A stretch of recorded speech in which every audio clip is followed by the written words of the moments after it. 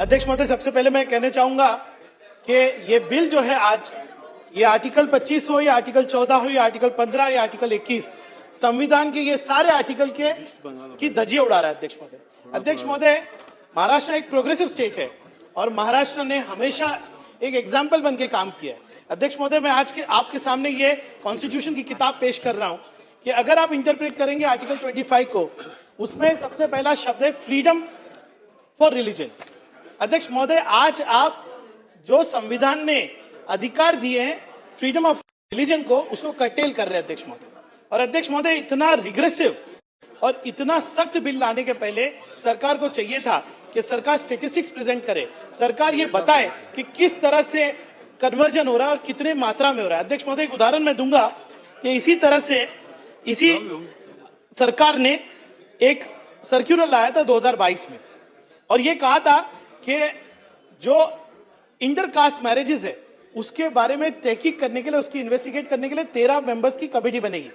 अध्यक्ष महोदय, दिसंबर के महीने में बिल लाए, मार्च के महीने के अंदर हमने मालूम करने की कोशिश किया कि कितने इंटर कास्ट मैरिजेस के ऊपर तकरार हो रही है। अध्यक्ष महोदय, सरकार ने ही बताया था कि 0 केसेस है।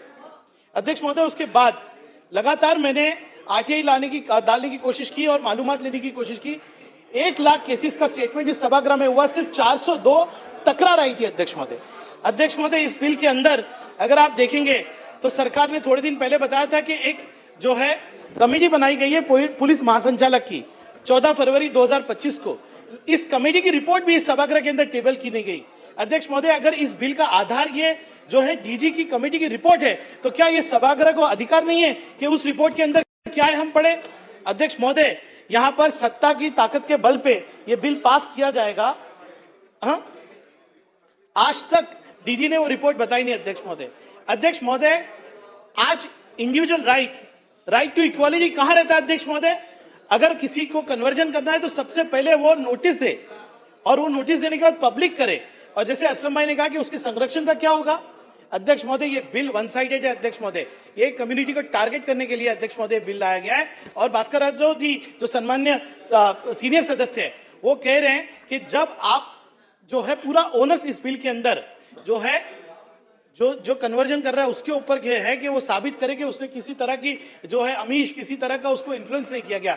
अध्यक्ष महोदय, एक तरफ भास्कर जाधव जी कहते हैं कि इसके अंदर एक प्रोविजन है जो दुरुपयोग किया जा सकता है, दूसरी तरफ उसका जो है समर्थन भी कर रहे हैं। ये गलत बात है। अध्यक्ष महोदय, आपके माध्यम से मैं कहना चाहूंगा कि माइनॉरिटीज के अंदर बहुत बेचैनी है। अध्यक्ष महोदय, इस बिल को लेकर मैं डिमांड करता हूं अध्यक्ष महोदय कि ये जो बिल है वो सिलेक्ट कमेटी की तरफ दिया जाए और पब्लिक सजेशन ऑब्जेक्शन के लिए ओपन किया जाए। अध्यक्ष महोदय, ये बात मैं कहता हूं और आप इस बिल के ऊपर चर्चा यहां भी और बाहर भी अलाउ कीजिए। अध्यक्ष महोदय, ये एक समुदाय के खिलाफ लाया हुआ बिल है और इसका दुरुपयोग कर समुदाय को तकलीफ देने का काम जो सरकार करने वाली है, ये मैं आपके सामने रखना चाहता हूं।